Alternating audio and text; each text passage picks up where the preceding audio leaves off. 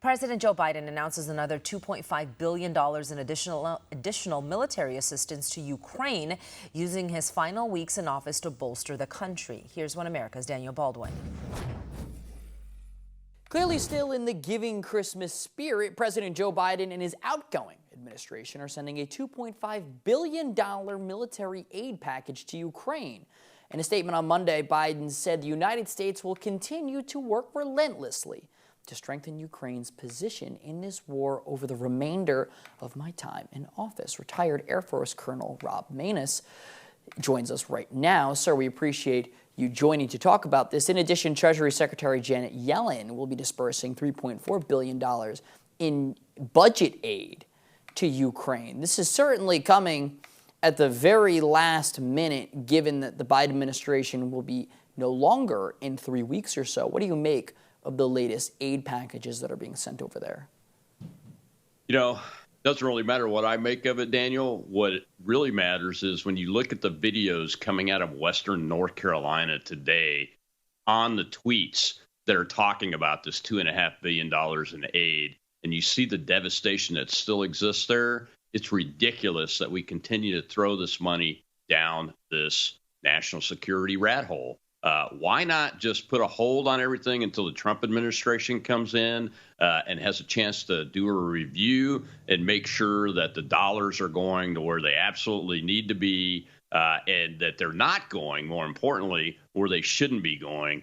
That's what I think most people are talking about today when it comes to this. But no, what, $6 billion more when you add the Yellen budgetary assistance back into that, and it just continues to go, and I would expect more before January 20th.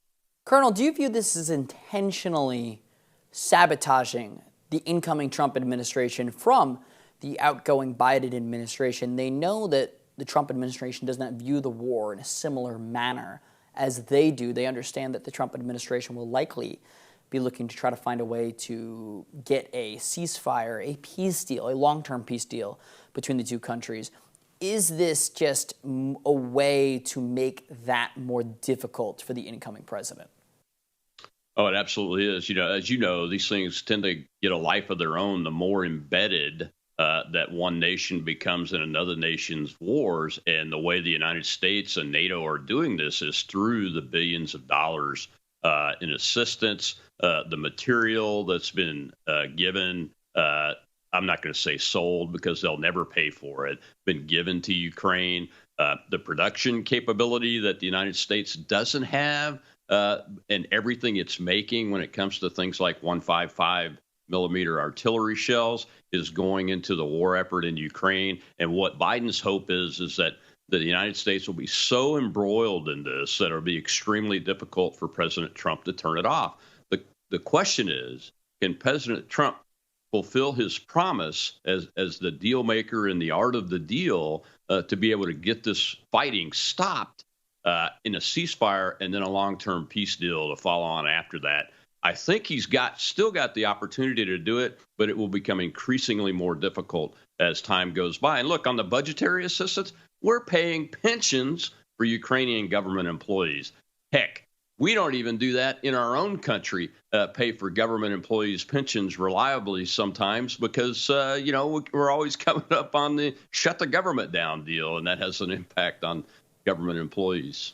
About 3 years into the war, the Biden administration has committed about $175 billion in total aid for Ukraine. Colonel, how should the U.S. taxpayers feel?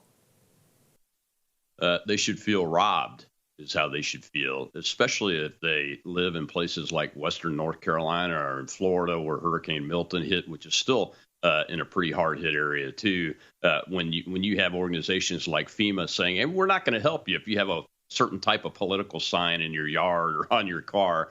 And we're the ones that are paying the taxes. Every single one of those people that needs assistance that isn't getting it, they are tax-paying Americans, and they should feel robbed.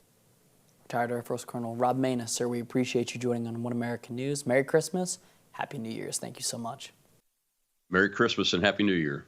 For all our viewers asking where One America News is heading in the future, we would like to introduce you to OAN Live. OAN Live is the best way to stay up to date on all of the hard-hitting, straight-shooting, national and international headlines. And the best part is, OAN Live is only $4.99 per month. All the credible, honest, unbiased reporting One America News offers at a fraction of the cost of cable. Just go to OANN.com to easily sign up for OAN Live and stay informed.